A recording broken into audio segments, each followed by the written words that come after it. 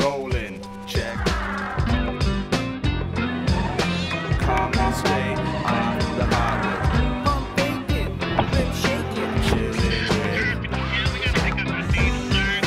I be rolling out, rolling off out. the hardwood. Off the hardwood, straight. Coming up on Off the Hardwood, Paul Jones talks to Raptor centers Hakeem the Dream Olajuwon and Mamadou N'dyiaye about growing up in Africa, playing soccer instead of basketball, coming to America, and being teammates on the Raptors.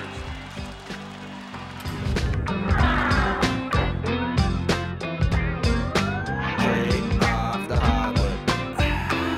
Off the hardwood. Hanging out. Rolling out, rolling out. Getting my kicks. Off the hardwood. Welcome to another edition of Off the Hardwood. I'm your host, Paul Jones, and today we are at the beautiful Harbor 60 restaurant right across the street from the Air Canada Centre with Hakeem the Dream Olajuwon and Mamadou N'dyiaye, the veteran and the rookie. And today we'd like to talk about a whole bunch of stuff, and I'd like to start with the background. How do two guys from Nigeria and Senegal end up in the United States and now in Canada playing basketball? Dream, tell me about your background and how you got here. You mean Canada or U.S.? Tell me, coming over from Nigeria, and you and I talked about this because my father was born in a village very close to where you were born, coming from Nigeria, making the transition over to the United States.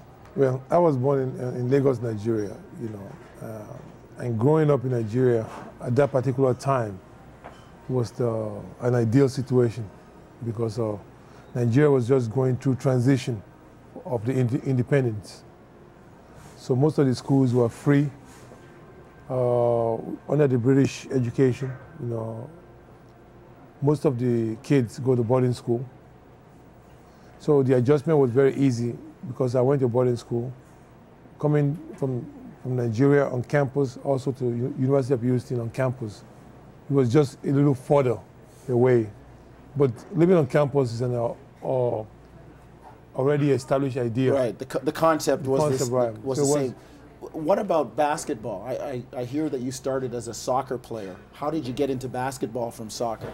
Well, most of the kids growing up in Nigeria, it's natural. You have to play soccer. It's like basketball in the States. Everybody have to play in the playground and stuff. I started playing basketball when I was 17 years old. Basketball fans in Nigeria were very limited, but very committed people. They loved the sports. It was a very unique group of people that promoted the sport with their own money, and they traveled so far just to promote this game of basketball. But when I discovered the game of basketball, you can see the excitement because the game is so natural, so much fun. And the coaches were telling me then that I was wasting my time playing soccer. Like, this sport, basketball, this is your game. Did you believe them? Well, they were serious. Sooner or later you will find out that you're wasting your time, that this is your sport. What was fascinating about basketball to me the first time, when I saw a guard was dribbling the ball. And it was amazing to watch a guy dribbling the ball without looking at the game, at the basketball, between his legs, behind the back. So I was fascinated by that. That hooked you? Yeah, that was it. That was it.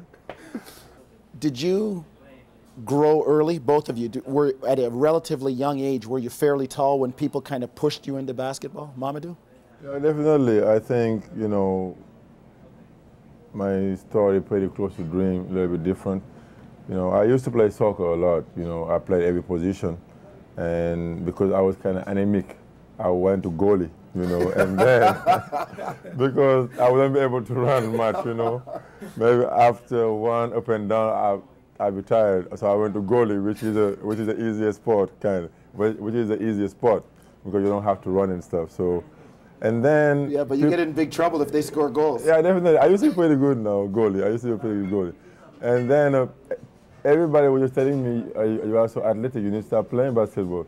I was like, man, no, man, I don't have time for it, And I had a sister who used to play, So she always come every year and tell me that her coaches want me to come play for them.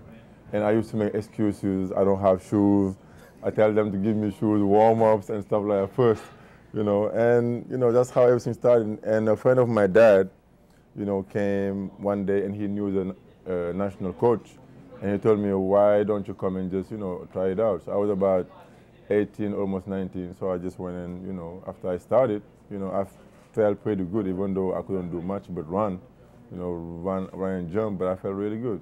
And in the afternoon, I would go in the playground and play. And as I kind of size myself up with people who have been playing it, I've kind of figured out if I keep improving. I'm not bad, eh? Yeah, I should be able to pass those guys, So I just kept on working.